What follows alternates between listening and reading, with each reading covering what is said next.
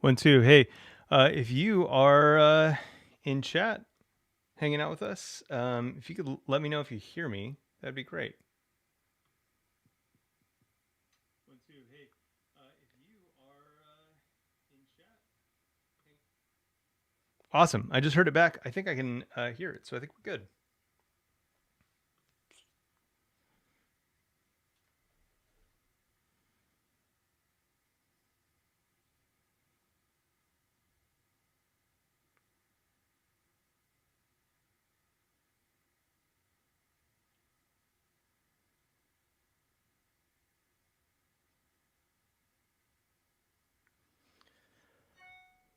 Just doing that Twitter thing real quick.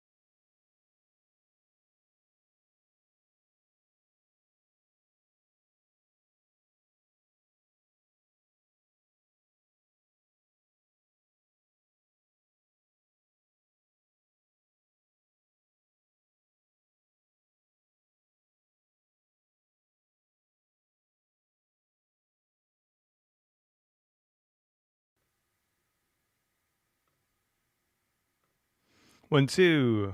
Looks good.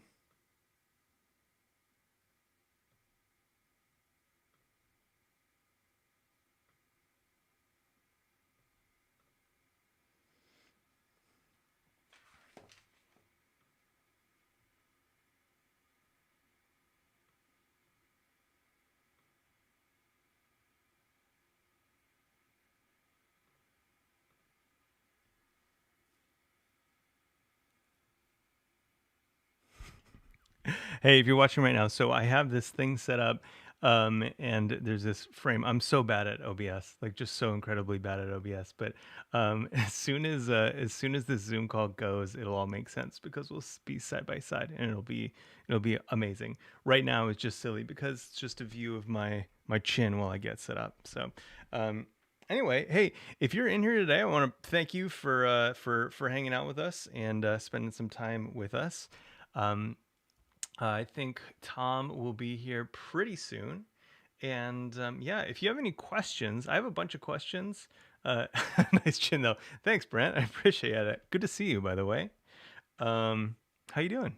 How you doing? I want to get you on this show one of these days. I hope you're ready. I'm gonna be coming for you pretty quick.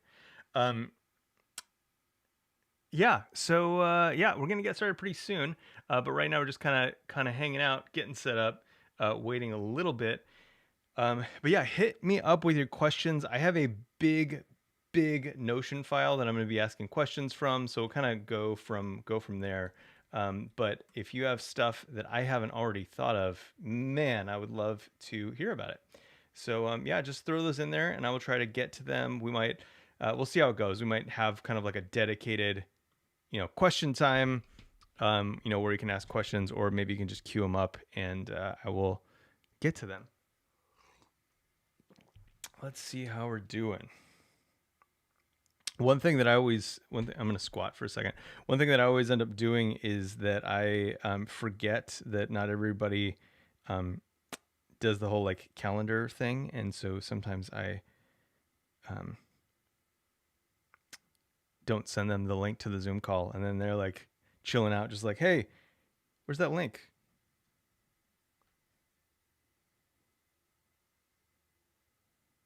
Okay, okay, okay, okay, okay.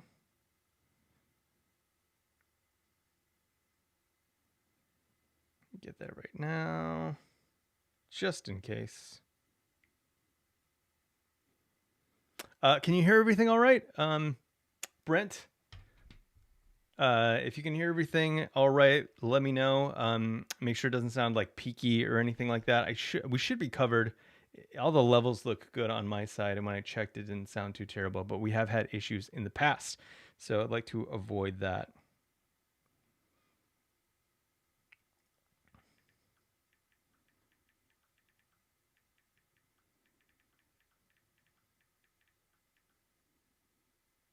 Awesome. All right, I'm gonna get back in the zone. Hey, it's Swix. What's up? Good to see you, friend.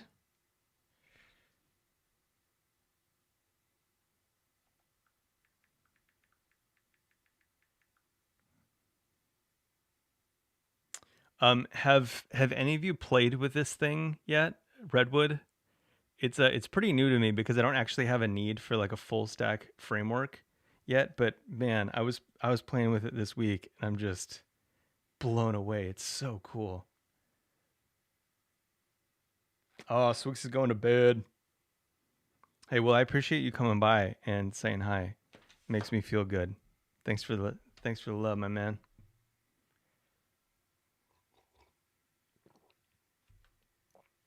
I'm still not in a perfect spot.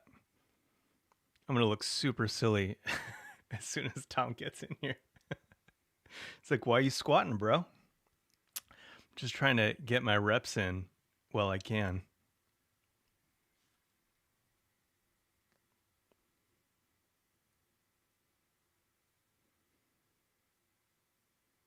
Swick says Redwood cells are part of my pitch for single file components in React.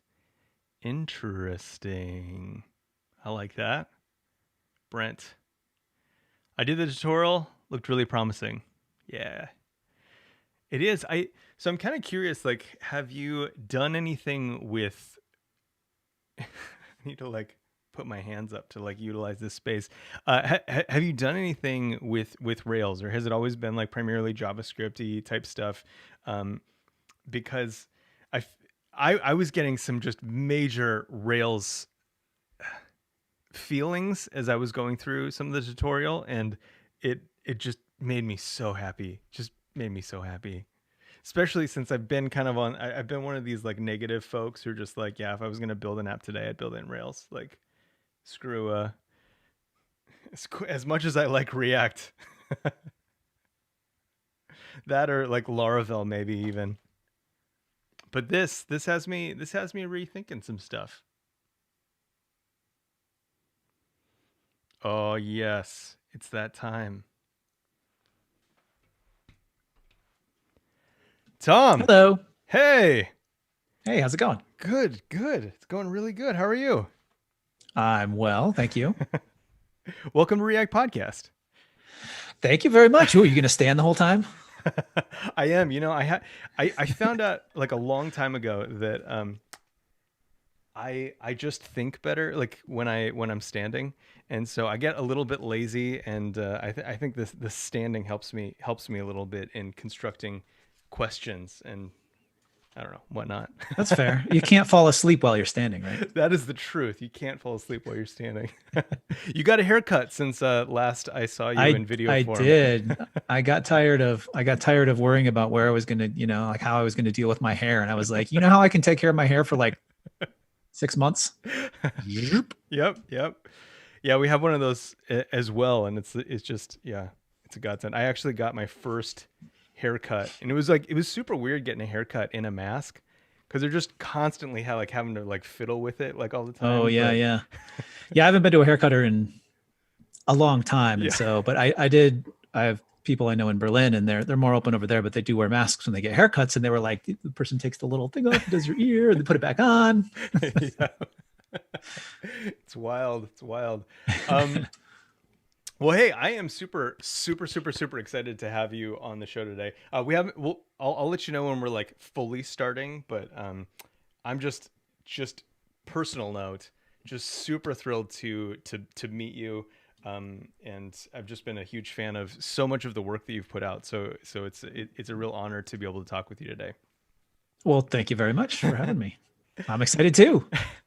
So yeah, so what I'm hoping to cover today, I'd mentioned a little bit of this in some of our messages, was just kind of exposing some of the React audience that we have to Redwood. And um, I think since March, and I'll probably re-preface some of this, but like since March, I know I've had this kind of feeling of like, man, like if I was going to build a product today, if I was responsible for the whole thing, like what would I reach for? It would probably be like Rails or Laravel. And I think a lot of people have been, pointing me to Redwood, and so I wanted to kind of get you on. And for anyone who is not familiar with what it is, I just want to cover the basics of like kind of like what the philosophy of it is. I think your experience in Rails is going to come up quite a bit, because I feel like while they're not like similar or like solving the same issue in the same way by any means, Mhm. it seems very influenced by, and you've brought a lot of value from some of those old guard frameworks. So I think that's kind of like the big core of like what we want to cover today. And I think the three, I mean, we'll talk a lot about the actual stack, but I really want to make sure that we hammer on kind of some of the unique verbiage around cells, services, and sides. Um, Perfect. yeah, and I think, yeah, anything else that you think or that you have found is kind of challenging for newcomers to the framework? Um, well, we talk about, I mean, just in terminology perspectives, we talk about being edge ready. So we could talk about kind Sure. of I could talk about the big dream of Redwood, sort of the long-term Okay. dream, and why it's sort of architected the way it is. So talking about edge readiness and being ready to be a fully distributed, like easily scalable Perfect. thing. So we can talk about that. Otherwise, getting into it, I mean, new people always have trouble with, I mean, React and GraphQL are complicated in their own special way. I mean, Yep. Yep. React especially, once you get into it. GraphQL, it can be challenging when I mean, GraphQL has its own challenges with Sure. terminology. So I think it's, new people that don't have a lot of experience, like those are primarily their challenges. If you come into it and you know React and you know GraphQL and you've worked with databases before, then it's really about just the intricacies of the architecture. Like how is it deployed? Where do the different things live? Like why did you choose GraphQL as a transport Sure. protocol?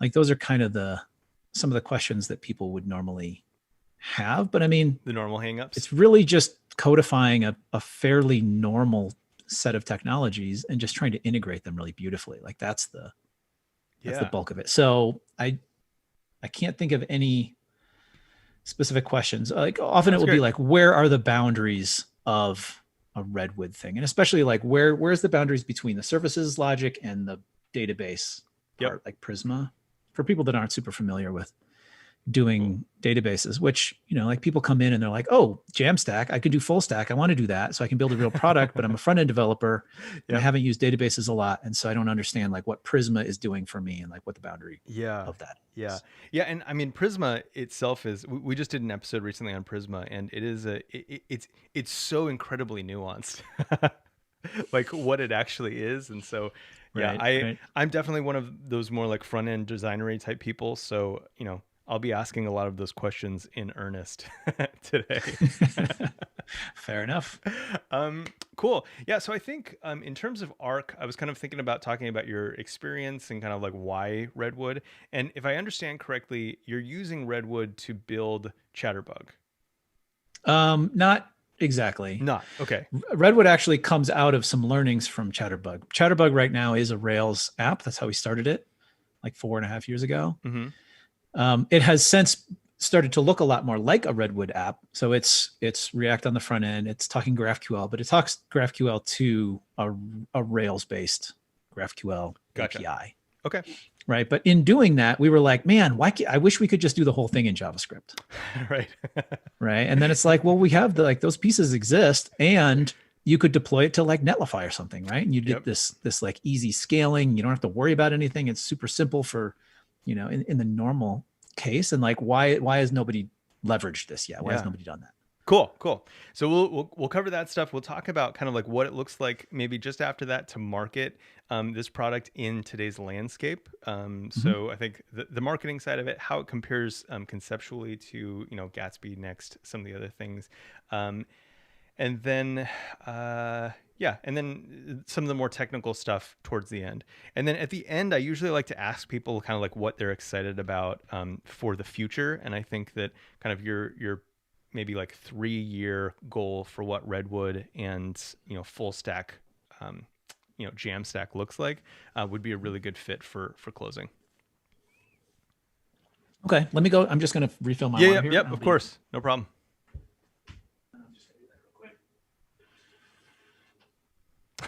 Yeah, sorry for the super letterbox thing. I forgot to change it into gallery view. Sorry, I'm talking about. There's a couple messages on the YouTube channel. Like, what's this letterbox thing? Cool, awesome. Well, then we can get started. If you don't have any questions for me, if you could just do a local recording for me, that would be great. Sure. Let me get that going. And it can be, QuickTime, or if you have an audio software that you really enjoy. Yeah, I just use QuickTime. Yeah. All right. Cool. It's running. Perfect. I'll just say welcome to React Podcast. You can say hi, and then we'll kind of like take it from there. Sounds good. Awesome. Cool. In 3, 2, 1. Tom Preston-Werner, welcome to React Podcast. Thank you. Thanks for having me. Excited to be here. I am super excited to have you on the show. I guess just on a personal note, more than anything, I'm excited to have someone on the show who has, like, for the last 10 or so years, really influenced the way that I work as a developer. So I'm going to gush for a second. You're the founder of GitHub. You created Jekyll, Semver, Toml, Gravatar, like things that actually like impact my life like on a daily basis. So on behalf of anyone who's listening, whose life you've also impacted, thank you so much for being here and talking with us today.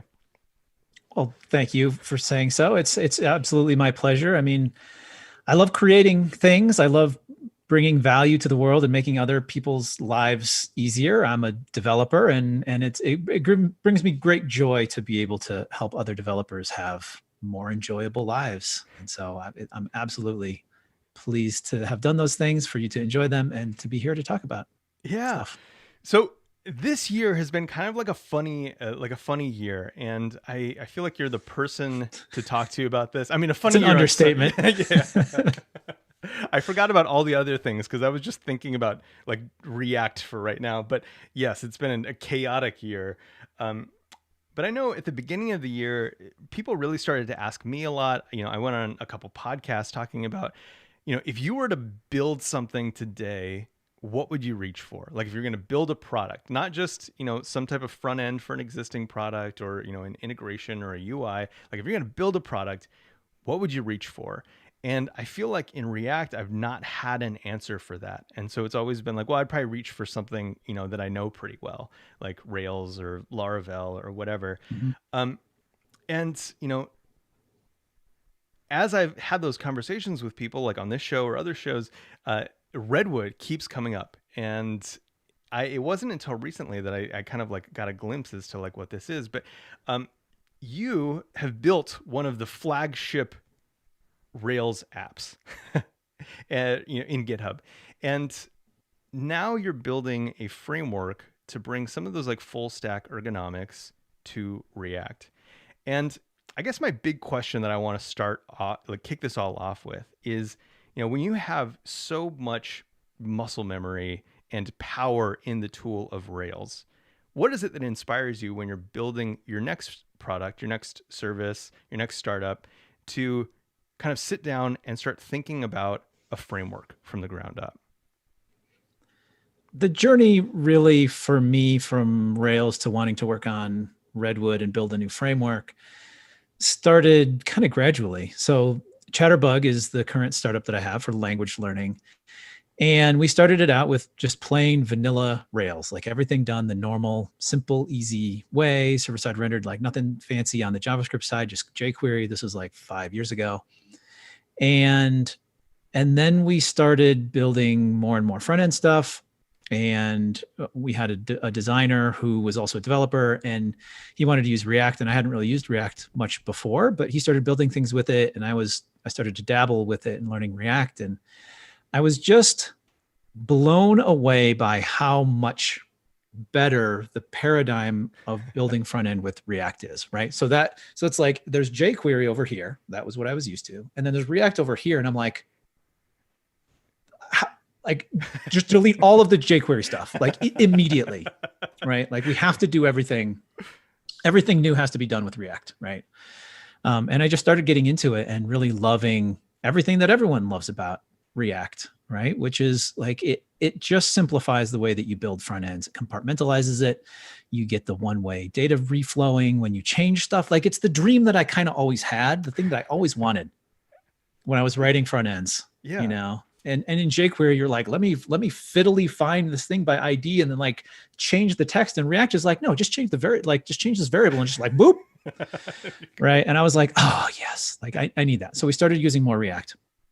And then over time, we started feeling like, okay, we had Rails on the back end, now it was just delivering like JSON to the front end. Sure. And then the React component would, we had a page and it would just suck in the JSON and it would kind of do the whole thing. So it was still, the server side basically doing all the work of data processing, giving that to the front end and doing it. And then we're like, well, what would be really nice is if we could break up our data fetching and like get different things at different times. So you could have a page load incrementally. And so then we started pulling in GraphQL. And so now we ended up with a Rails app that was really just a GraphQL API, right? And so that's mostly what it looks like with today for most of the site, everything new that we're doing. It looks like that. So at the same time, another guy that was working with us at the time, Peter Pistorius, I started noodling with him on like, why do we have to still use Rails to do the backend? Like JavaScript has become an amazing language. It's really enjoyable. It's really great. The package management system is vibrant, to say the least. Yeah. And like, why am I having to context switch between Ruby and JavaScript? Like we have Node, we have Apollo, like all of the things exist. Like we could implement the GraphQL side with Apollo, do it all in JavaScript. And then we need to figure out the database side. But like we started thinking about what that would look like. Sure. And combine that with some of the new stuff that Netlify had come out with. Well, not that new at the time, maybe a year before we started working on Redwood, which is already like a year and a half or almost 2 years ago, around functions. So in Netlify, they launched the feature they call functions, Netlify functions, where you just have a file in your Git repository that you want deployed to Lambda, right? And they will then do that for you, right? So you have just like a single code file. It represents your Lambda handler. You push it to GitHub, they suck it in, they deploy it, they deploy, your static stuff to their CDN, and they deploy your Lambda, your function, right, to Lambda for you. You don't even have to have an AWS account or anything. And now you can have dynamic code running and you can talk, your front end via JavaScript, static JavaScript or static HTML with some JavaScript can talk to the Lambda and do dynamic stuff, right? And so I saw that and I was like, these are now the building blocks that you could use to build a full stack application. Yeah. Right. If you're thinking in the React way, which is I have a static React client that can be delivered via CDN. Okay. So it's available everywhere, super fast. And then that's going to just talk to Lambdas, which theoretically you could have distributed everywhere. Sure. Yep. And that could be the business logic. And in the case of Redwood, you wrap up an entire GraphQL API into a Lambda and deploy it onto a Lambda. And then the database is the kind of the hard part. And it's still the hard part because sure. this is like this Jamstack mentality of how you architect this and deploy it was created almost antithetically. And Jekyll was really in the early days of that, at the very beginning of this sort of like getting away from databases. So it's maybe a little ironic that I'm now like, hey, databases again with the Jamstack. So Maybe I'm a hypocrite, but like sometimes you need a database, right? Like if Yeah. I'm building an application, a web app, I need a database, Yeah. right? Like I can't do everything I want to do in the content sort of, I'm not going to use Jekyll to build a web application, right? Yeah. Like Yeah. that's just not going to work for me. It doesn't Yeah. make sense. Well, it's truly fascinating to me because you've been on both sides of this. You have Jekyll that is, as far as I recall, it's like kind of the OG of static site generation. But then you also have these super dynamic sites on Rails, and it's really fascinating, this experience that you've had, because I've seen it repeatedly, right? Like at some point you're doing so much on the front end, so many like API calls, you're redesigning your restful endpoints for specifically for your like new front end code. And at some point you're like, what is Rails really getting me besides doing this stuff in Ruby, which is kind of a weird language anyway. Ruby has its trade-offs. Ruby is amazing. I still love Ruby. Yeah. But it's if I'm going to write my front end in JavaScript, which I really want to, Sure. then I'd also like to write my back end in JavaScript. Yeah. So one thing I'm kind of curious about in this phase is I feel like maybe 9 or 10 years ago, I'm probably getting my timeline off, but there was this huge move early on to it with let's see, like Meteor and Derby. I think we're really early on in this kind of like full stack JavaScript type of movement. Oh yeah. And it was all like NoSQL databases, like it was just JavaScript all the way down. And I think I don't want to condemn it, but it seems like most of those projects have kind of like fallen off and they've been replaced by other projects. And I'm curious, from your perspective, what did we get wrong about full stack JavaScript then that has become more realistic over the time? Like, why is now the right time to start doing that? What are the tools that make it possible? I think Meteor was too early. Like they're maybe even the right solution, but just too early. And this happens sometimes with technology. Sure. You can have like the right technology at the wrong time. And you have to remember also at the time that Meteor was around, there was no package management system. Like they had to build literally everything themselves. And they built like a hosting thing for it. So, I mean, just from my own personal experience, I remember reading about Meteor and being like, this seems really cool, but I feel like it's too locked in. And I think those impressions weren't even true. And maybe that was a problem with the marketing, but like my perception of it was that like if I built a thing with Meteor, then I had to pay for this other thing. And I didn't really it didn't feel as open source as I kind of wanted it to be. Yeah. So that's just for me why I never really ended up playing with Meteor. But the lessons there, I think, are just it was too big of a leap, right? Mm-hmm. It was like asking people to abandon like everything that they knew, like everything, right? It's like, oh, you do Rails, guess what? You don't do any, like you don't, literally nothing is the same. Right. Yeah. Absolutely. Everything changes. And so the gamble with Redwood is that I think it's time now to start integrating in the JavaScript world. Like we have all of these amazing pieces. And so part of the nice thing about Redwood is that everything is not new. Redwood is saying, you already use React. You've used it in projects before. You probably have used GraphQL if you're using React, at least in some capacity. And if those things are true, then let me help you use them more effectively. And if you want to build a full stack web application, then guess what? I'm also going to give you Prisma, and I'm going to integrate that really well and give you scaffolding like, Rails has, for easily building out your sort of initial interfaces.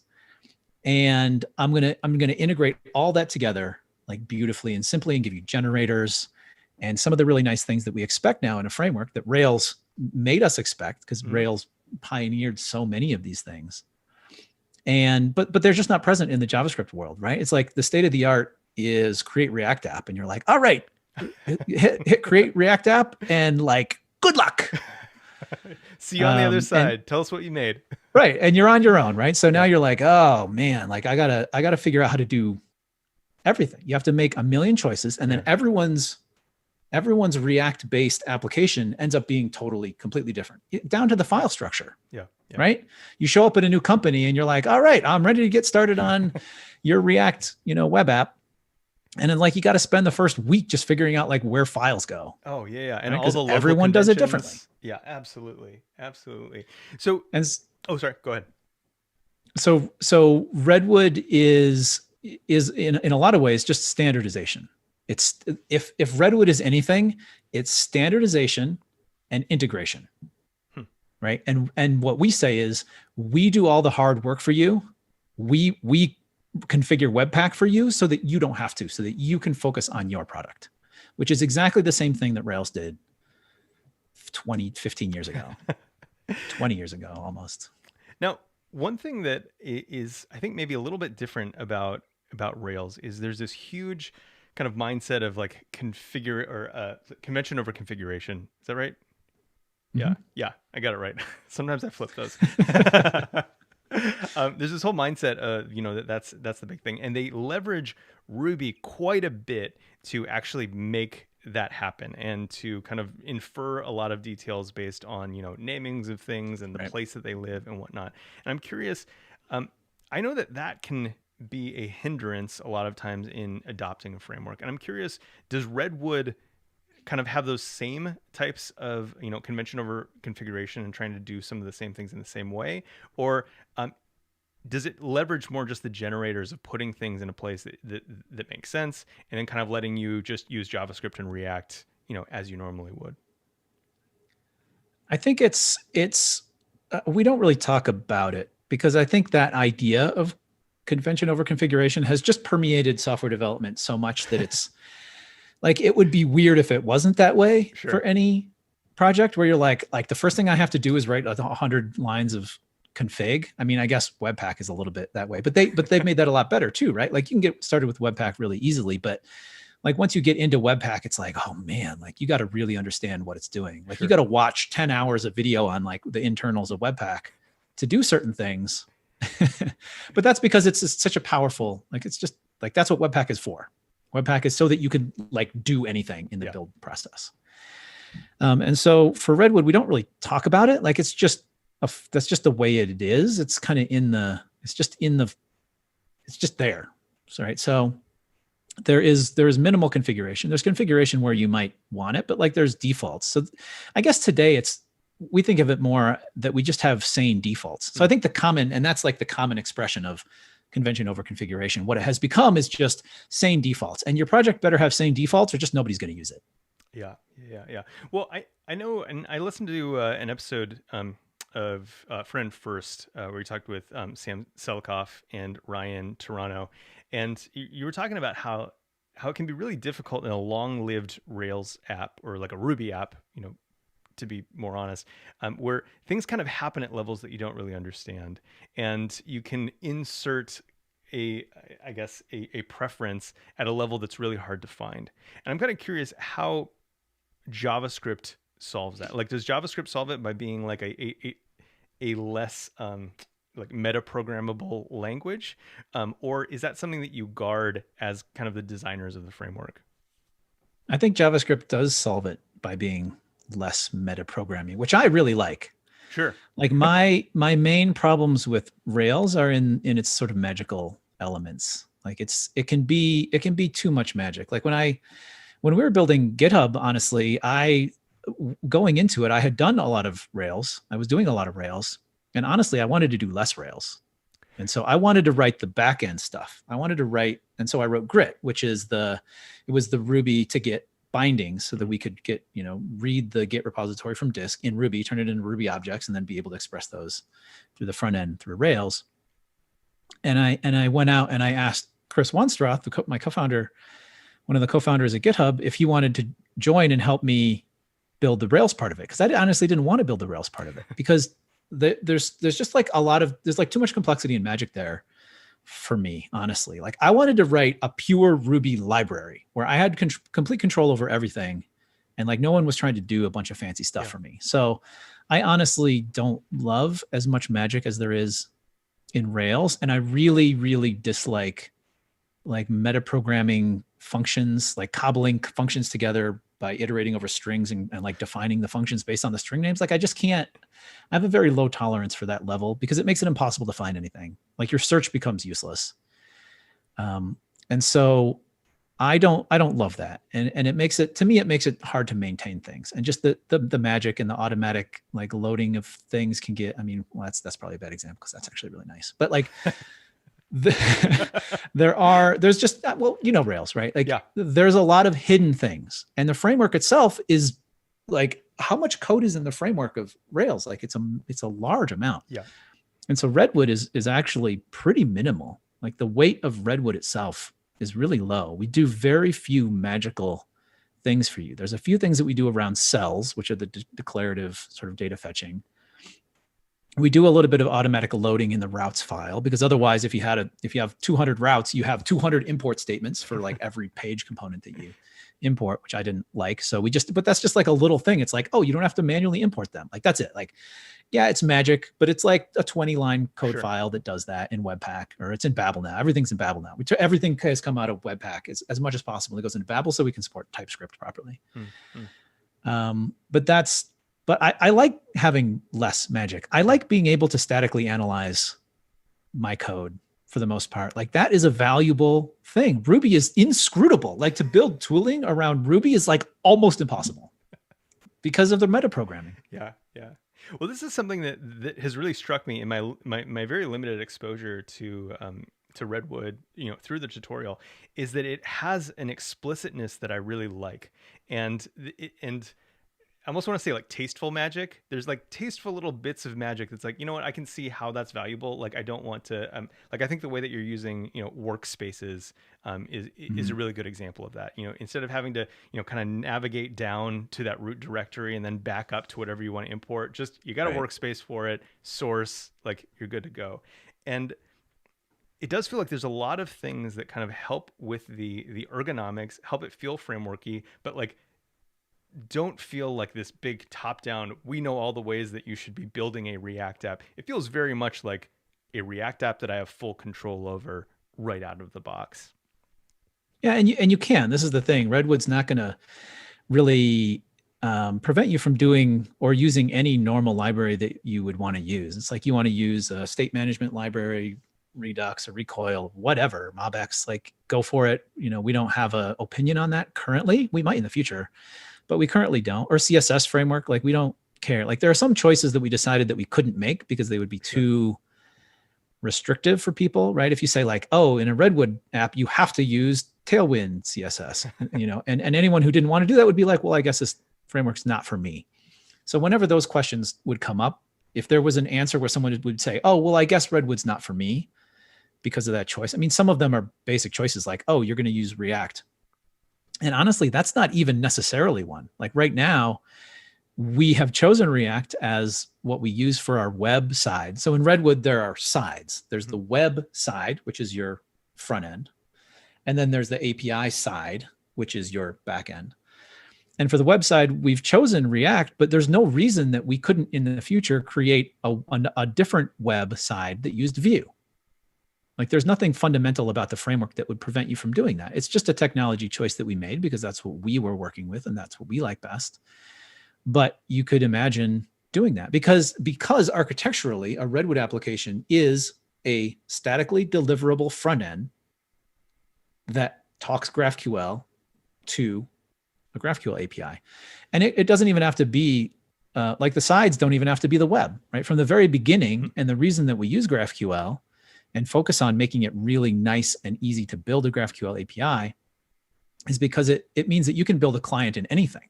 And it means you only have to build your API once, right? So the common pattern has been for a long time, like if you started with a Rails app, so anyone who started with a Rails app is like, okay, Rails, boom, you got your Rails app. It's all server side, delivers, your generated HTML to the browser, like you're done, right? And that's how it works. There's little bits of JavaScript. And then you're like, hey, time to build a mobile application, right? And you're like, okay, sweet. We're going to use, we're going to build it with whatever, but like you want to start using GraphQL. Maybe you chose React Native, right? So you can use GraphQL, or you use anything and you want to use GraphQL. So GraphQL is amazing. And now you're like, okay, crap. Well, I guess we'll build out, GraphQL API also in the Rails app, or even if you're doing RESTful stuff, like you're still building out a whole separate like bunch of RESTful endpoints. Like the dream that Rails had, where it's like, oh, your pages are also RESTful endpoint. Like I've never like I don't buy it. Yeah, I've never Um, seen anything that doesn't end up having like some amalgamation APIs that are like, yeah, when you have to actually start serving customers like through an API. And yeah, they're different. Like you have yeah, to you iterate on them differently. They get versioned separately. Like they're just different. They're a different thing. yeah, Like if you're yeah, going to do it for real, like you're building a separate API. If you're doing it in REST, it's a separate thing. sure. If you choose GraphQL, obviously that's a separate thing. And so now you're building out this totally separate API. Okay. So now you've got your main site in Rails that's spitting out web pages, and you've got an API that like your clients are going to use. Yeah, And then you start, and now you're doing, now everything that you build, you have to do twice. yeah, Everything you build, right? If your mobile client is doing like all of the things that your web client is doing, guess what? You're building it. You're essentially building it twice, or you're building it in one place. You have to hook it into two different places. Anyway, the complexity is increasing, and so I don't like that because that's what we ended up doing at Chatterbug. Guess what? Rails site, normal stuff, also GraphQL API. Ugh, now we got to do things twice. So learning lessons from that in Redwood, we say, well, we can build mobile clients all day long, and it's great. Actually, they perform really well. They're yeah. resilient to like data issues because they're cell phones. Like they need to do the things that cell phones do.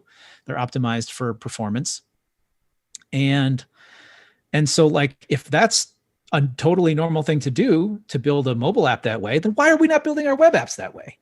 Right? Like it's Right. not really any different. Sure, sure.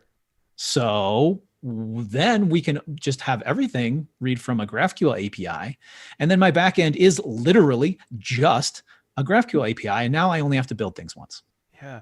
Well, this is really interesting because there is this notion of, hey, I want to decouple my front end and my back end. But unfortunately, what we've seen is that makes a really kind of terrible developer experience a lot of times, especially if a lot of times we, put stuff into like serverless, which is kind of historically, it's getting better, but been really difficult to develop against locally. Um, and so you build this front end, and I feel like GraphQL kind of like came in and helps out a little bit, but it's always felt super fractured. And I think the really interesting thing that you're doing about Redwood, and kind of you talked about sides, is that you have the web side, you have the API side, but you're developing them together, and you've built a framework around building them together, but with extensible sides. So it's not just these two sides forever. Like you're building them separate but together so that you can build as many of these sides as you need.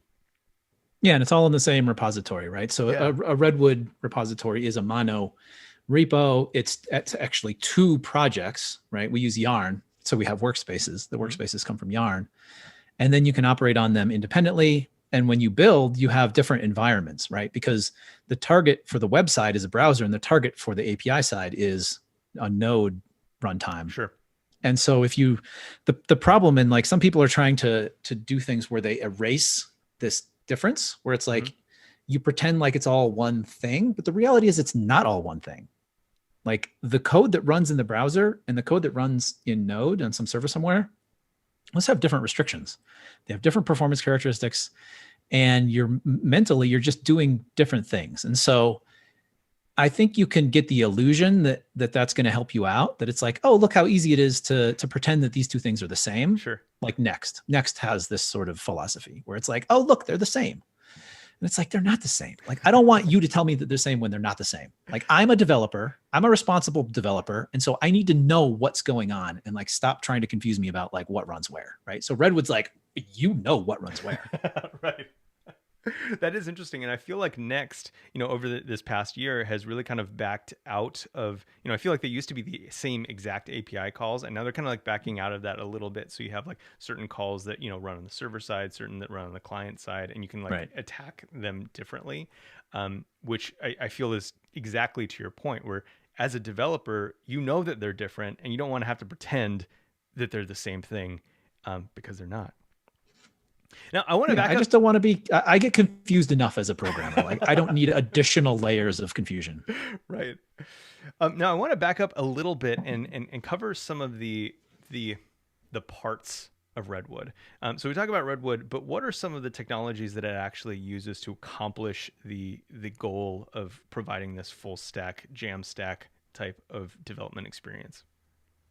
Like technology wise, or you like Netlify stuff, Oh, or what do you technology mean wise, specifically? in terms of, because you mentioned Prisma is one of the tools that you're Yeah. Okay. using, GraphQL, I guess those Gotcha. types of things.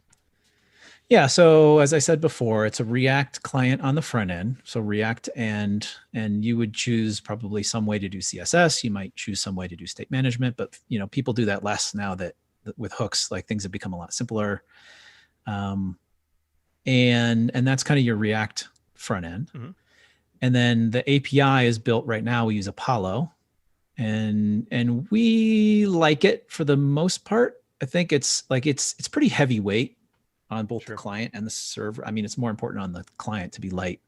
And Apollo 3 actually reduced the bundle size nicely, which we love, Great. right? Because bundle size is always this is always a performance concern. This is a concern that we have. Like we build new technology and we find out like this thing is amazing and now this thing is worse, Yeah. right? So with this type of architecture, you're delivering like a bunch of JavaScript to the client that they have to parse and run. And in the olden days, in the Rails way, you're just like, here's like a tiny bit of HTML and CSS, right? Like, and that's nice, but it's trade-offs, right? Yeah. Like with the React front end, I get these really nice things. Anyway, so on the back end, we use Apollo. So we use Apollo client on the front end, Apollo server on the back end, and then in your GraphQL API, so Apollo server to build the GraphQL API. And we have some really nice. There are some little bits of magic there that make building your GraphQL API like way easier than you thought it could ever be. Okay. And you should go do the tutorial. Like if you want to check out what I mean by that, go do the tutorial on Redwood. It's amazing. It's the best It's very tutorial good. you'll have ever done. Absolutely. Um, and so you build your GraphQL API, but you're not even thinking about Apollo. Like there's nothing there that's Apollo specific. Like we could swap that out with something else if we wanted, because you're not doing anything Apollo specific in the back end. And so in there, if you want to connect to a database, if you want a full stack application, which is probably why you're using Redwood in the first place, you're going to use a database. And so we use Prisma, which is a query builder, or it's like an ORM. They don't want to call it an ORM. It's kind of an ORM, but it's not. But really, it's just delivering you back like a data structure. Like it doesn't, in the active record way. It's like here's a model, and it's like everything, and you call stuff on it. In Prisma, it's literally just like here's some JSON. Basically, it's just an object. It's a plain JavaScript object with some data fields on it that represents what you got back from your data query, and then you have to modify it, right? Separately. And you do it in Redwood, you do it in a functional way. We're not big on classes, where we think more in packages and functions than we do in classes. Where it's not we don't use a lot of the class-based stuff in JavaScript. So those are the fundamental pieces that are at runtime. So also at dev time, we've integrated testing with Jest and Storybook with Storybook. So those two things are integrated, and part of the dream of the development flow, which maybe initially you're not using Storybook as much, and none of us write as many tests as we should, as responsibly as we should, but you always want to feel like you can. And so, but where these things really shine is when you start getting a little further. And a dream that I've always had for like 10 years, since the GitHub days, like one big problem that we always had was you have some piece of a page that's like deep inside your site that's behind auth, and it only comes up in certain circumstances, and you're trying to work on it. And you're like I got to get my database into a state where it's going to show this page. And then I got it logged in as this kind of user that has these characteristics. And you spend like a half an hour just like setting up the data to get you there. And then you're like, finally I can like see my code and like write it. And my dream has always been to be able to write web front end code without it being in my application. Right. And this is actually, if you are familiar with Mustache or Friends, that actually that was a concept that I stumbled. I didn't write Mustache, but Chris did. Chris Wanstroth, co-founder, and that came from a conversation that we had in a bar where I had come across this library that Google had called C tags, I think, and it was this logicless templating language. Yeah. Right. And I saw it and I thought, this would be really cool, because it would allow you to build all your HTML and stuff, and you'd have just your data bits that would be sort of templatized in there, a little bit of, like it's logicless, but you can do like if that, Boolean stuff in there. And then you could develop it in isolation. Yeah. Right. So this was like 10 years ago that I was thinking about that and thinking about how cool that would be. And Chris took that and like ran and like created Mustache, and that created this entire like universe of templating stuff. Like Twitter uses it now, and handlebars, right? Like it's this, those are the kind of the same ilk of things. But I was always chasing this idea that like, if you could develop your chunks of your web application outside of your application, it would be so amazing, because then the other thing you could do is like change the data and be like, all right, this, this Boolean is true. And this, here's the name and here's the whatever, and just fill it out. And it'd be like, all right, here's what your thing looks like. Right. Yeah. And guess exactly what that is today. Storybook. Storybook is that. And React makes that possible. And Storybook makes that possible. And it's the most amazing thing. Like once you're into it and you're like, all right, I have to design a component that is a flag. So like on Chatterbug, we have language flags, and there's a bunch of them. Yep. And you're like, okay, I'm going to develop this flag thing. I got to make sure it works right. And it's going to have these 7 flags, and they got to be able to be, they can render in these 4 different sizes based on these parameters. And we use Storybook, and it's just like iterate over these, 3 sizes and these 7 flags and just show them all to me. And it's just like, and I can go in there and I can change anything. And it's just like, and like, that's beautiful. Like I don't have to make my app show me a French flag in medium size and then be like, all right, let me fiddle with that. It's the culmination. These technologies now are the culmination of this like dream that I've had for like a decade about what developing a web application could be like all these different ideas that I've talked to so many people about over so many years are finally like coming together. And deployment. We haven't even talked about deployment. Well, I want to gush on Storybook for a little bit longer, because that was one of the things that I was super excited to see when I went through that tutorial, use the generator, and it was like, boom, like, home.stories.js. And I was like, holy cow, like this is exactly like what I want, because of exactly everything that you described. One of the things that I hate about working in full stack apps is that nobody ever thinks about how you go back and modify that thing. And so, you have these situations where it's like, now you got to, every designer on your team has to be at least a little bit full stack in order to kind of munge the data in the database to get, the flag to show up or the user type to show up and all of that. And it's like, it's such a waste of expertise and energy to have to do that every time, when you can just see like, hey, I have tests for all the states. If the data's there, it's gonna look like this. And you shouldn't have to like go in and actually dive deep into a database to be able to just make a design change, or like make sure that an authenticated user looks this way and an admin looks that way, or whatever. It's just it's nonsensical that we've had to work this way for so long. I know. It's so beautiful, right? Like, and that's what React really is to me. That modularized, parameterized, like take this data in and show this thing, right? Yeah. And you can consider that thing totally isolated. I mean, in practice, it's often not, but like, for the most part, it's this encapsulated thing. You got to fiddle with stuff that comes in via context, which is kind of like the crappiest part. Sure. But there's things in Storybook that help you deal with that. Yeah. Or the part where it gets really hard is when you start doing data fetching in your components, because you're like, I would like my components themselves to do data fetching so that they can load, asynchronously and separately. And now you're screwed in Storybook, because now you're like, well, crap, my thing's going to try to go talk to a GraphQL database or a GraphQL API somewhere. And like, now what am I going to do? Now, how do I, well, guess what? We solved that in Redwood with the mocking. We use mock service worker, and it's beautiful. You just create a file called whatever.mock.js or .ts, and it represents what data you would want returned in your Storybook. And it'll just, as long as you hook it up right, and it's like super easy, then it'll just pull that data and it'll use that data to show you your thing, right? So if you're using cells, the data fetching stuff in Redwood, you can easily in Storybook work on your cell by using the mocking. Wild. I love that. And that's that's what we mean when we talk about integration. It's like thinking about all of these things that would be amazing if only you spent the time to like really integrate them well, right? Like to create this developer dream. And that's what we're trying to build.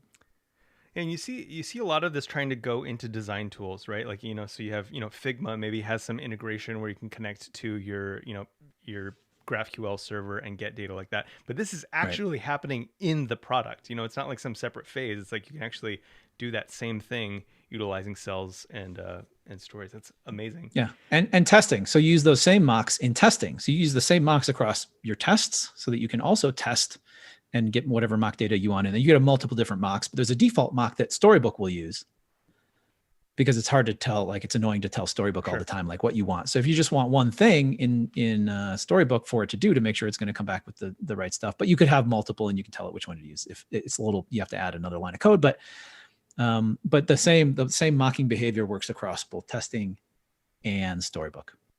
Nice, nice. Now I want to cover some of the language because we've and then I want to get to deployments for sure. But I want to cover some of the language because we've talked about cells and sides, and I want to make sure that everyone kind of knows the thinking behind those as we go into them. So, or as we continue to talk about them. So, cells. Tell me kind of precisely what those are with regard to a component and data. So a cell is our primary way of doing data fetching. So the normal way in React that you would do data fetching for GraphQL is you do like you declare your sort of the query that you're going to run, and then you execute your query, and then that's going to have a loading state, and it's going to have a success state, and it's going to have a couple of different states that it goes through, and you're going to have a big conditional statement in your component that's going to be like, when it's loading it, show this thing, and when it's successful, do this thing. But what we didn't like about that was how it just messes, like the code gets really messy. Like you're putting all those things kind of in the same, embedded in this big conditional Yep. statement inside your component. And it's not very pretty. It's not a very nice pattern. And so we started thinking about it, and we were like, well, like all of these things really are just components. And so what if you were to declaratively be able to just declare them so that you could say, okay, for this component, here's what the loading state looks like, right? And just and have a file where you export that. You'd be like, okay, export the loader looks like is this component, and then export success is this component, and export a failure is this component, right? It takes in props and spits out a component. Sure. And and also, what if it's a list? What if you're doing a list query and the result is empty? Like that's kind of another state that you have to deal with. And it's like, oh, in that case, it's this other component. Yeah. And so that's what Redwood cells are. It's kind of a veneer almost. It's a little bit of magic, but a cell it looks like a component the way that you name it. You just call it just ends with cell. So it's like, list my, user list cell .js or .ts. And it just exports these different things. And also you can, you define the query and you export the query. So you export query equals whatever your query is. You can also modify parameters that come into it with a before query thing, and modify the data that comes out of it that is then going to get passed to success. So it's basically an orchestration layer that's declarative.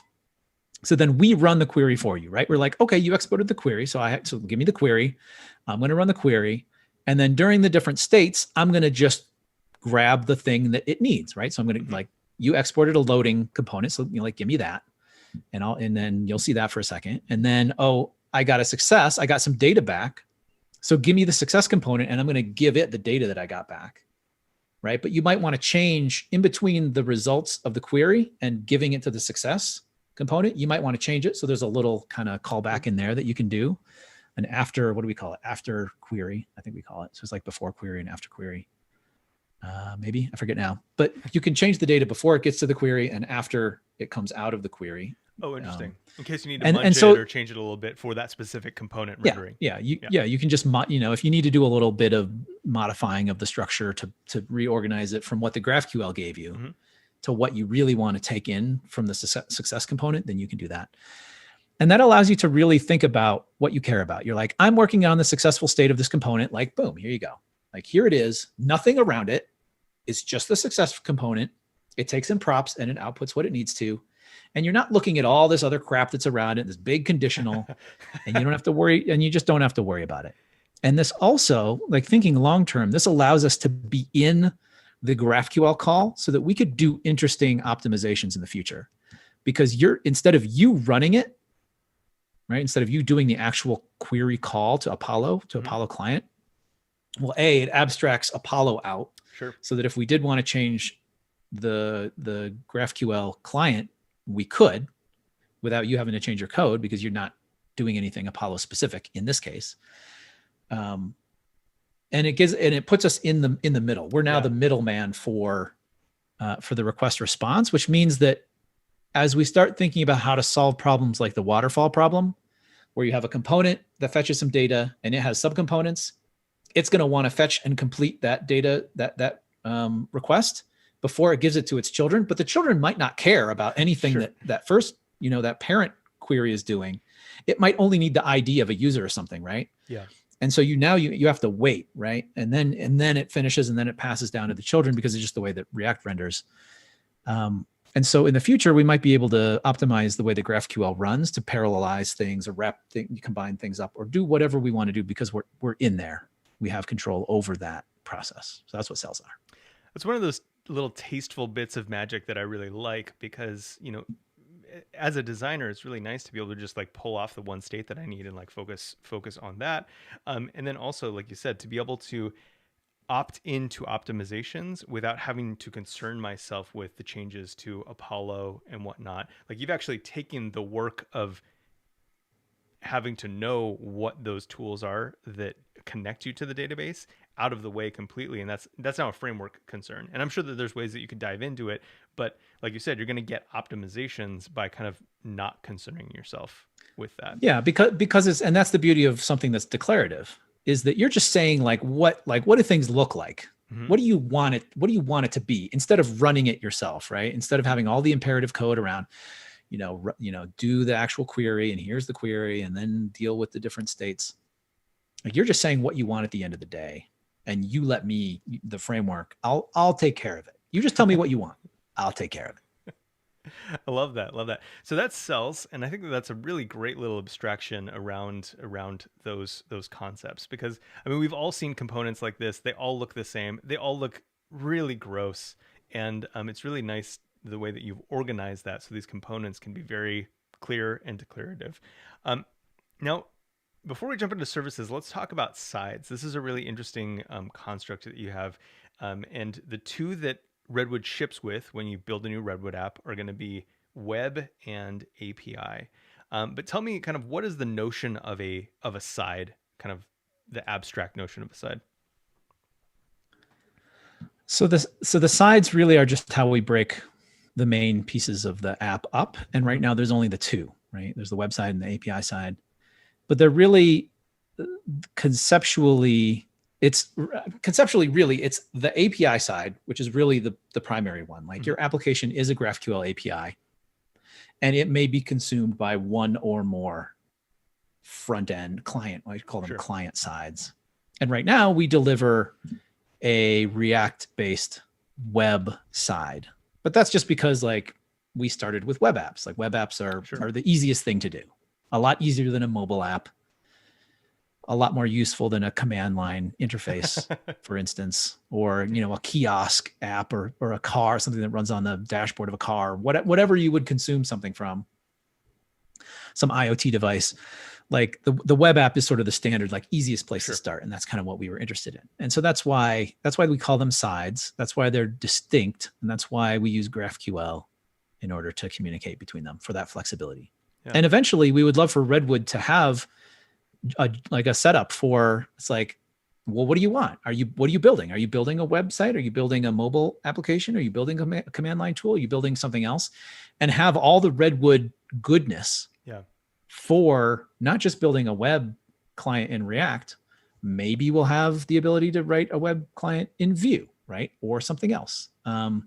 Or you want to build a native client with React Native. Like we'll almost certainly offer that at some point down the road, because that's such a natural fit. And you can reuse a lot of stuff between your web app and your mobile application. If you're using React, like if you write them in the right kind of way, like it's tricky, but like there is reusability that you can, like, even if you're just copy pasting and then modifying that, like whatever, it's still easier than like writing it from scratch with Swift or something. Or maybe we even have a Swift based front end too. Why not? I don't know. It's just, if it speaks GraphQL and we can help you do it, That's Yeah. really what Redwood wants. It just wants to give you the ability to focus on your product and not worry so much about your framework.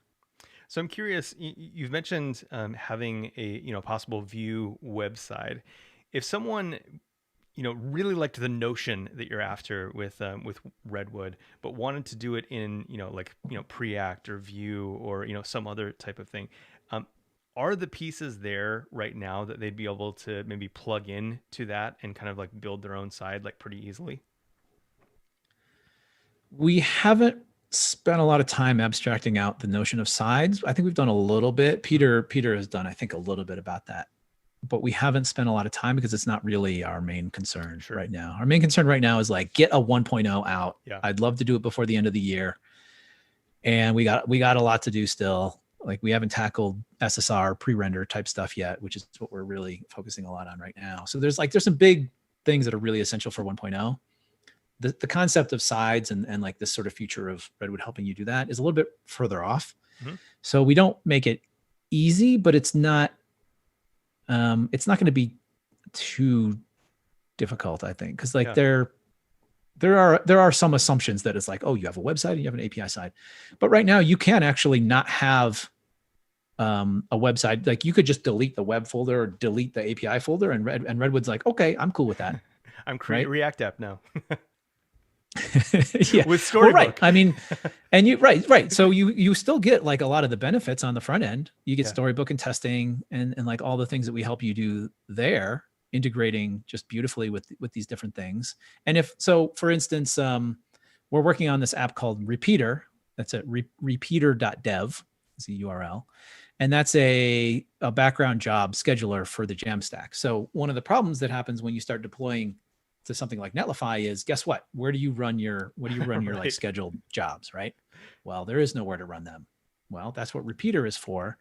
Repeater is a place where you can create one-time scheduled jobs that will execute immediately or would execute at some arbitrary time in the future, or recurring jobs that would be more like a cron type of Nice. thing for doing data aggregation or whatever.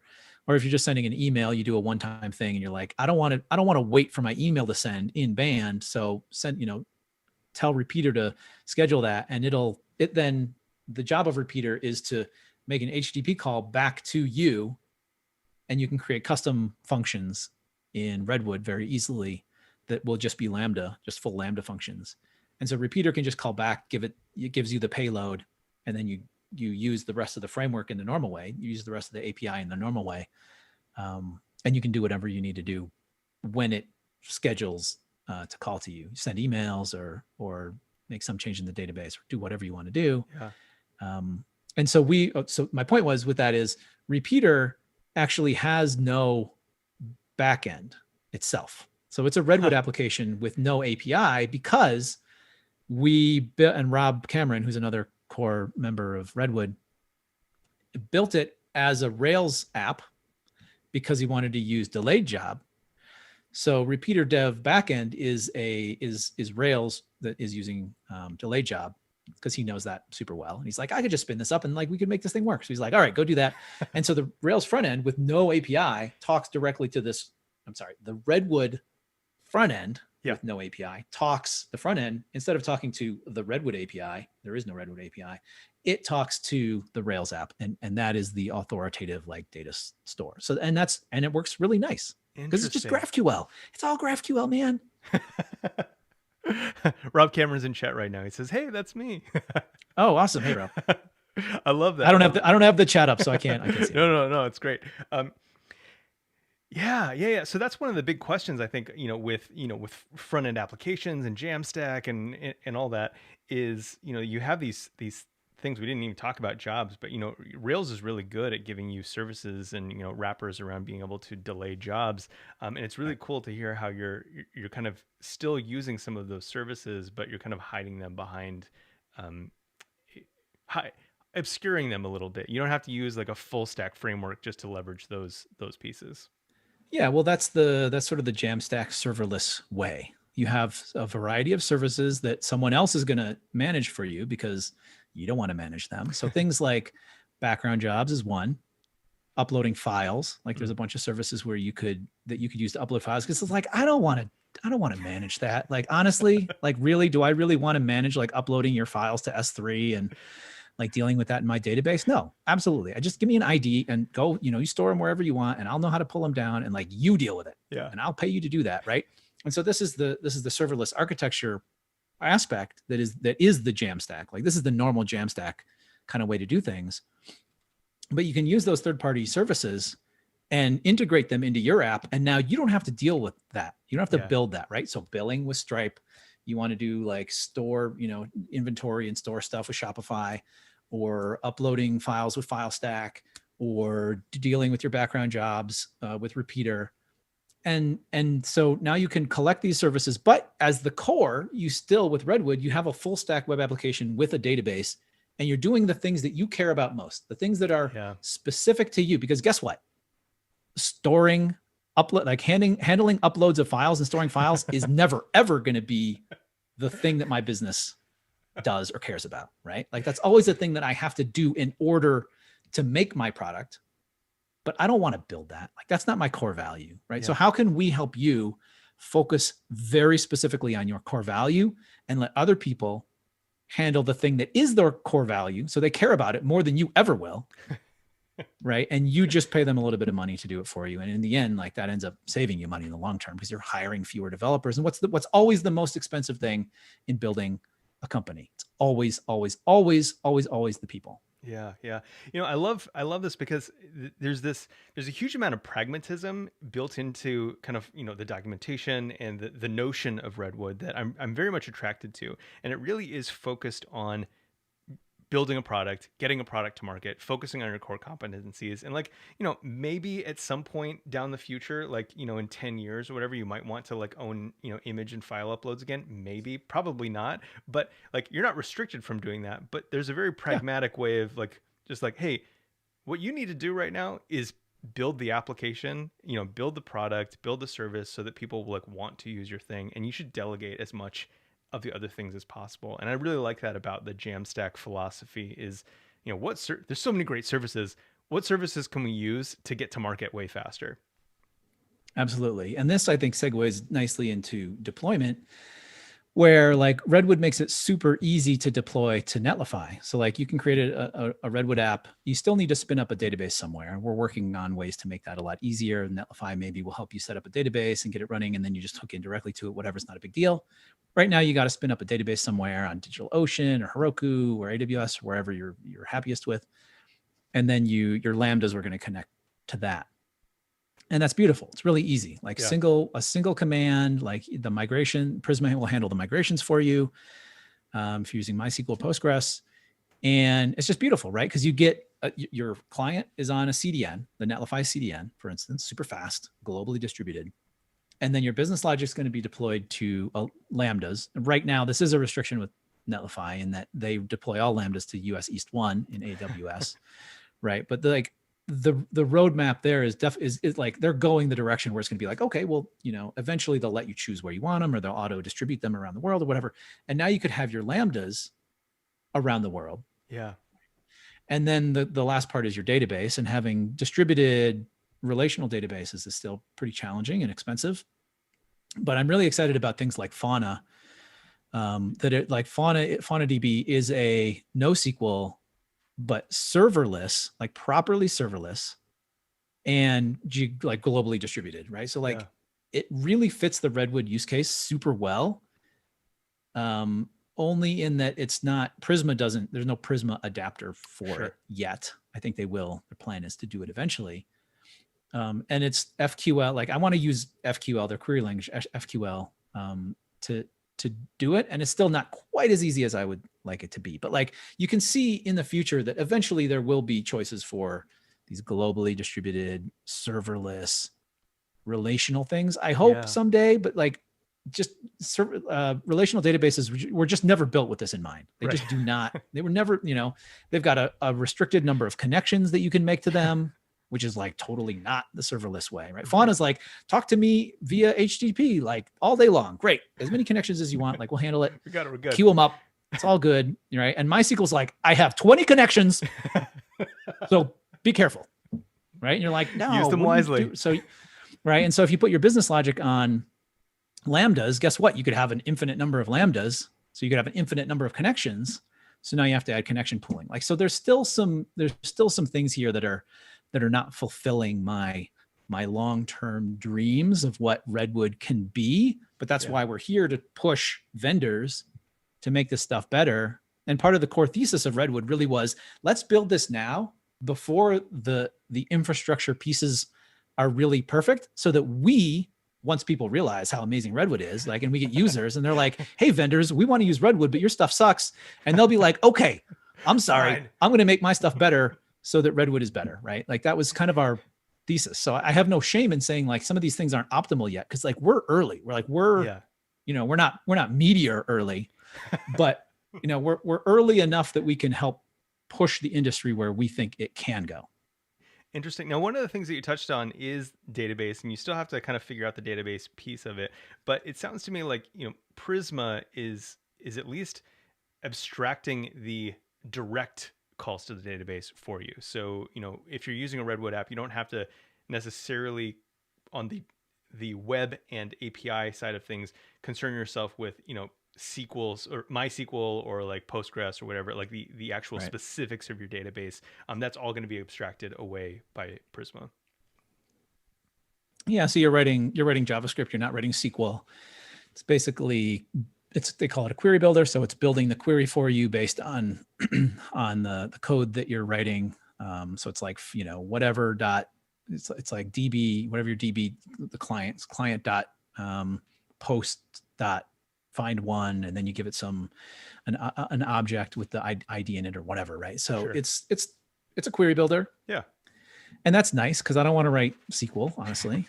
I mean, I love SQL's great. Sure. But it's another one of those things that's way below product.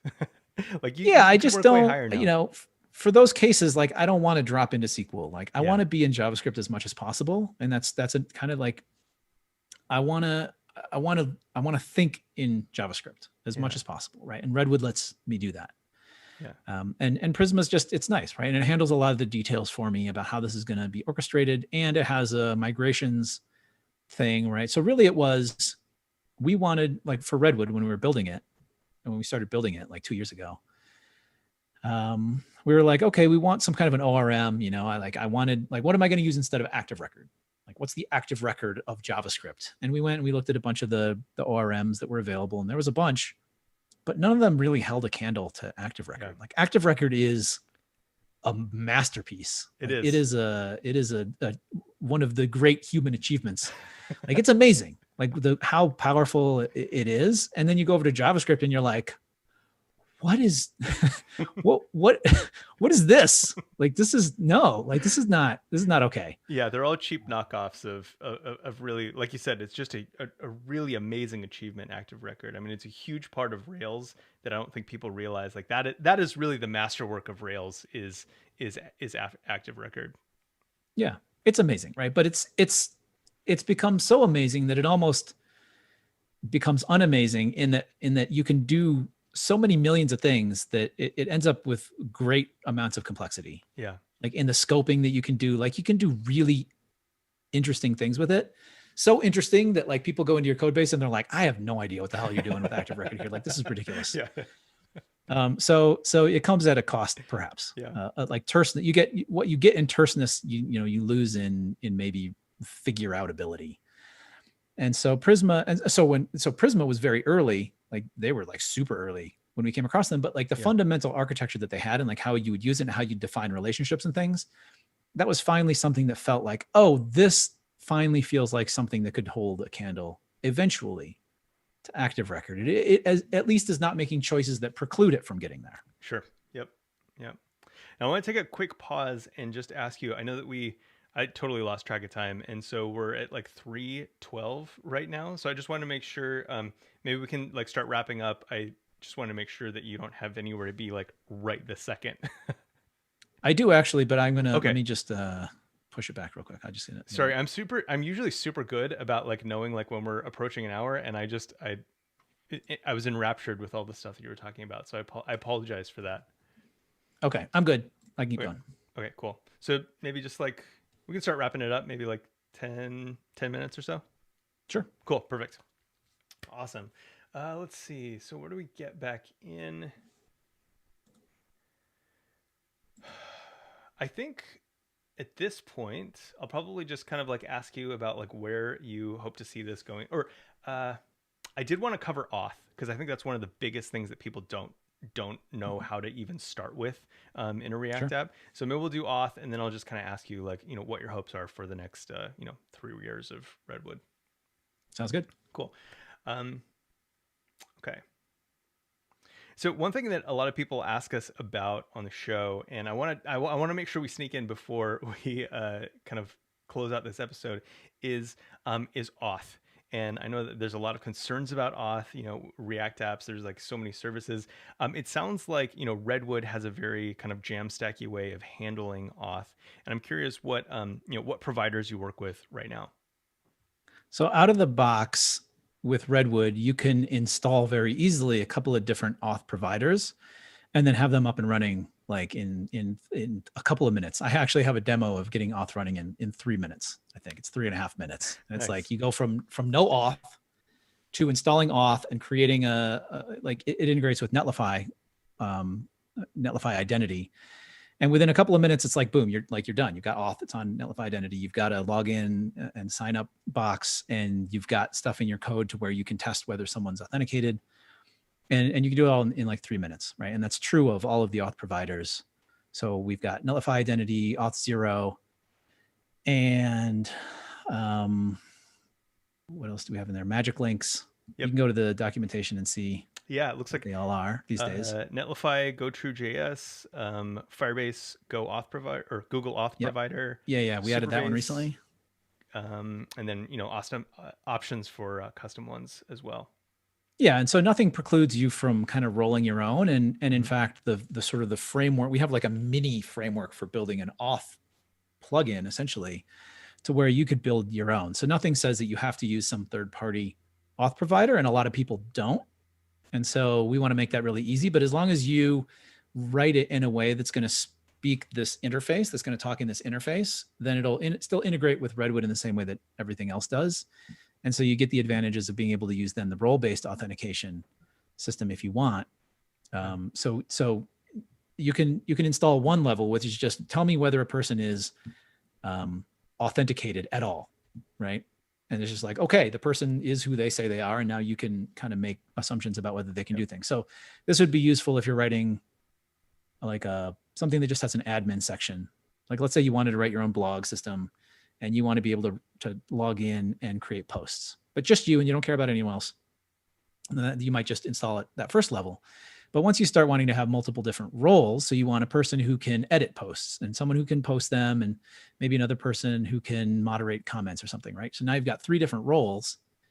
And so the role-based authentication that we also integrate, and you just import, just install and import another Redwood library for doing role-based authentication. And now you get the role-based stuff where you can test based on what the roles are associated with a specific user. And some of the providers have that integrated. So with Netlify identity, it can actually store the roles for you. You could also do it where you store them locally. So if you didn't want to use their roles, which are very simple, it's just a list of roles, you could store your roles in the database locally if you wanted to do it differently for some reason. And we have cookbooks for how to do that. Nice. And so all of this to say, you can go from nothing to like a fully authenticated application in a couple of minutes. And and it's just like hooks. It's just like use auth, and you pull out like a login function and a log out function, and you can just call them, and they'll pop up. Like for Netlify identity, Yeah. you call login, and it pops up the login dialog, and you log in, and boom, and then it gives you back your authenticated user. And we have the stuff in the site that will fetch that from the backend, so you can fill out more about the user on the backend. So it's like, okay, when a person logs in, I need the front end to know not only their sort of identifier in whatever provider you're using, but also I want to get their email that I store locally, and I want to get like some other data about them that's going to be shown in a nav bar or something. And there's a way that you do that on the API side where you just fill out an authentication thing, and the framework itself knows how to make that call over GraphQL to get the current user information and pull it back. And so that whole flow is handled for you. You don't have to worry about it, but it's still really customizable in what you want to be what data you want to be present in that authenticated sort of user data packet. Yeah, and I really like this model because it makes it easy, but then also you're not tied to one vendor or like one style of auth. You really have control over all of it, but then you can still use the conveniences that you provide through the library, through the framework, just to get up and running, get started, and maybe take you all the way. Who knows? But you don't have to think Yeah. about it at that deep level unless you want to. Right. Like, do you want to build a 2FA system? Do you? Like, answer honestly. Right? No. Yeah. You let someone else do your auth for you. Like, you're going to spend way more money like dealing with broken 2FA stuff on your site than you are like paying Auth0 a couple of bucks Yeah, yeah. every month, right? Now back to deployment real quick. What are the current deployment targets? You mentioned a lot about Netlify and the integrations there. Are there other places that can easily right now be deployed to? Yes. So you can deploy to Netlify. That was the first one. That's kind of what started this whole journey, is this idea that we could do full stack on the Jamstack with Netlify. And then we're like, well, Vercel's not much different. So we worked with them, and now you can deploy directly to Vercel, like zero configuration, like super, super easy. So that's awesome. And then we were like, well, what if you want to like run it yourself on AWS or something? You want to handle your own Lambda layout or whatever, because Netlify has some restrictions. Then you can do that, right? So we have the ability to deploy the currently just the API side to AWS, and you could then hook that up with. So maybe you deploy your front end to Netlify still, but you want to deploy your back end to AWS directly so that you manage it. You can do that, and we're working on other types of things like a full deploy on AWS, front side and so website and API side. Like, how do we make that possible? What about Fargate, being able to run it in a container so that you have no limitations? Yeah. Like right now, Lambda, you have certain limitations around code size. You've got cold starts. You've got a couple of different restrictions, runtime. So let's say you have a background job that you want to trigger with repeater.dev. Like, where are you going to run that? Well, if we make it easy for you to deploy your Redwood app to a containerized thing, then that could be where your jobs run, and you could let it run for as long as you want. Or maybe you want to run all your backend on Fargate so that you have no cold starts. You just run it all the time, or you run 10 of them all the time. You can do that, right? Because there's nothing about Redwood that is Jamstack specific. It's sort of like Jamstack optimized. Sure. But you can run it old school if you want. You could run it bare metal. Like, it's just Node, right? It's just Apollo server at the end of the day. So anywhere you can run Apollo server and a Node process, you can run the API side of Redwood. Nice. Love that. Love hearing that. So we have just like kind of blown through our time today. And so I want to start wrapping up. But one of the things that I like to ask last is just kind of your vision for the near-term future. So, what are you excited about? What you're bullish on, for the next, maybe 3 to 5 years. And it sounds like, Redwood is really kind of the answer to that. So I'm curious from you, what are you most excited about putting into Redwood or building into Redwood over the next, 3 to 5 years? I mean, it's a little hard to answer. I think it's really going to be what the user, what the community needs. And I don't know that I can predict all of that. I think it's going to be a lot of documentation. Like, I want to have, there's 2 things that I really want. I want Redwood, 3 things. I want Redwood to really capture the potential in the Jamstack universe and this new development and deployment methodology. So that's one thing. And that I think we're executing well on. Number 2, I want documentation that is like world-class. And I think we've got a really good start with the tutorial. Rob Cameron, David Price, another core member, have put huge amounts of work in that. Peter, a bunch of external contributors have put a lot of work into the tutorial and the documentation that we have, but it's starting to get a little messy. And so I want to make sure that we maintain like world-class, really deep documentation. Because that, to me, that's everything. Like, you go to an open source project and you're like, this looks amazing. I want to use this. I heard about it on a podcast. And then you go to the website and it's like one crappy tutorial that is totally broken in like 12 different ways. And that's it. And maybe it doesn't even have a tutorial, and it's like a README, but the README doesn't, it's like a couple of code examples. And you're like, I don't even know like what the context of these code examples is. that person's gone, right? You're just Yeah. like, I don't have time for this, right? Yeah. So I want Redwood to be like, oh, I have a journey, put me on the journey. Tell me how to do, like, if I want to go deeper, how do I do that? So I want world class, like super world class, like Stripe level documentation, right? Like to me, That's the gold that's the standard, right? bar. Yeah. Stripe is amazing. Like they kill it on that. So I want that. And I want a world class community, like the best community. Like how do you build the greatest community? And it's really hard. And we're having to ask ourselves difficult questions about who's in the community because it's not very diverse right now. Yeah. And it's like we're taking steps to try to improve that, but it doesn't happen by itself.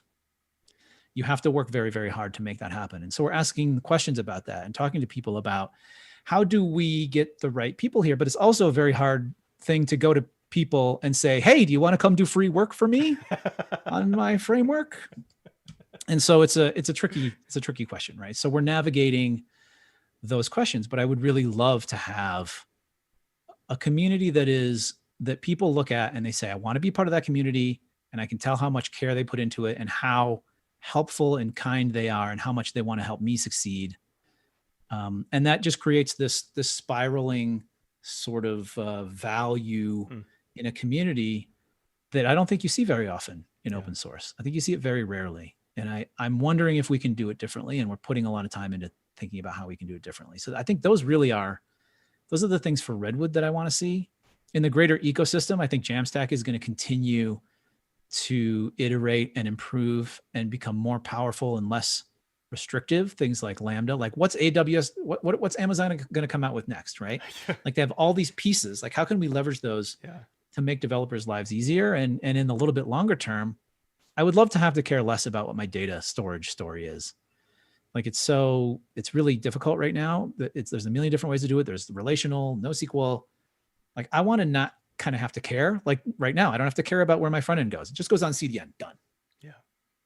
And then my business logic, I'm like, well, if we can get the Lambda story figured out and the restrictions become fewer and someone is going to orchestrate it for me, then it's like, boom, Lambdas everywhere. Yeah. Right. And they become super cheap. And I can have like a globally distributed, fully edge web app in like a couple of minutes, and it doesn't cost me very much. I think in 5 years, we can totally be there. Yeah. But then even longer than that is what I call a universal deployment machine, which does everything, including data. And it like, you're just like, I want to read data and write data, and like you figure it out. You make indexes for me. You make it fast. I just want data. And you know, what's the CDN of easiness? Like how easy CDN is for like getting your front end out. What is that for data? I don't know. But that's what I want to see in 10 years. I love that. I love that. And I feel like you have, you know, all of the, you know, the pieces in your experience, you know, from doing so much with Rails, with GitHub, to Jekyll, to, you know, Toml, which seems to be like a really important piece of, you know, actually like controlling your infrastructure and whatnot. I'm just so excited to see you kind of leading this charge and having the vision and sharing it through Redwood. So if people do want to get involved in the community to learn more and kind of share their first learner experiences, how do they start doing that? How do they get involved? So come to redwoodjs.com, and there's links there to our discourse forum and our Discord chat server, where you can, depending on what you're doing, you can engage in either of those ways. We're RedwoodJS on Twitter. And if you want a free sticker, we will send you 3 free stickers, literally anywhere in the world, as long as you have an address. We will send it to you completely for free. Go to redwoodjs.com/stickers and fill out that form right there. And I will send you 3 Redwood stickers, and you put on your laptop, and then you're a bona fide member of the community. And we love for anyone to be there. Builders, contributors, people just noodling around, people that are early in their careers, people that have been doing this for decades, everyone. We want everyone there. We want to help people build valuable stuff for the world. Yeah. Well, I'm super excited to see how this project takes off. How can people find you about the internet and kind of see as you continue to develop Redwood? My handle is Mojambo on Twitter. And if you can search for me on the internet and you'll find me in the various places and how to email me. So I'm easy to find.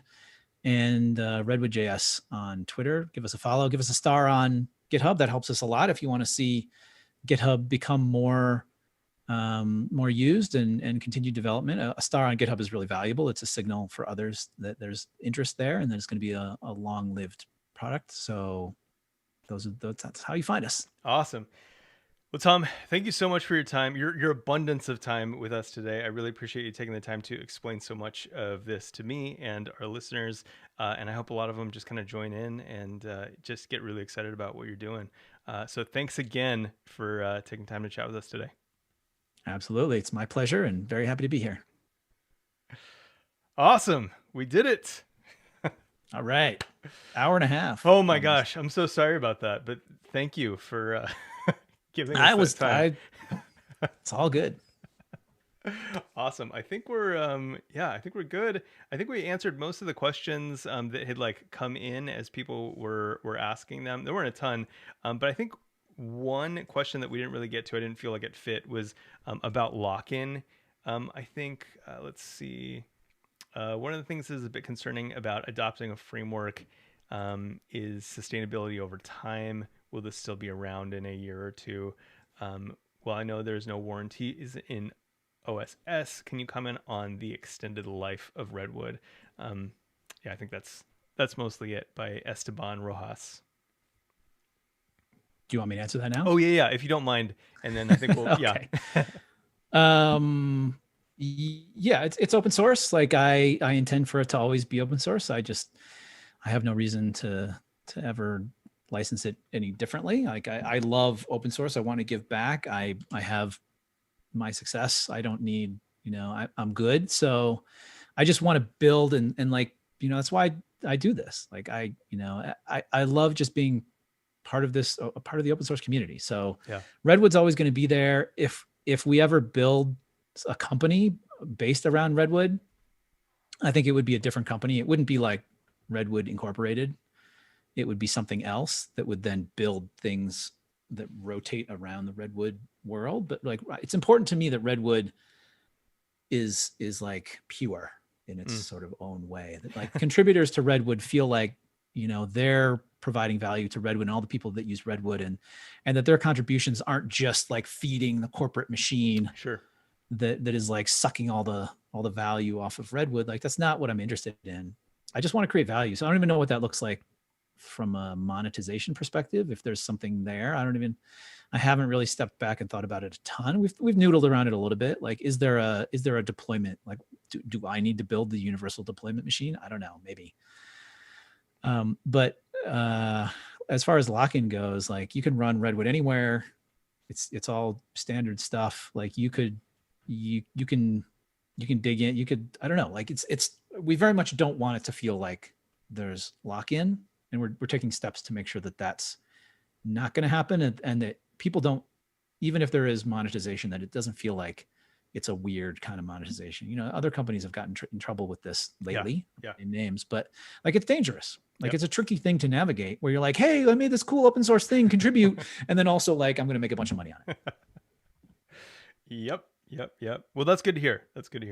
Hopefully that answers that. And I think we're good. I want to let you get on with your day. Thank you so much again. And I think we're usually about like 3 or 4 weeks ahead. So this will air on React Podcast around then and go to, I don't know. I think quarantine kind of like knocked our numbers down, but it's about like, 7,000 React listeners. So hopefully we'll get some contributors and whatnot headed your way. All right. Sounds good. Thanks again. All right. Thank you. And thanks everyone for listening.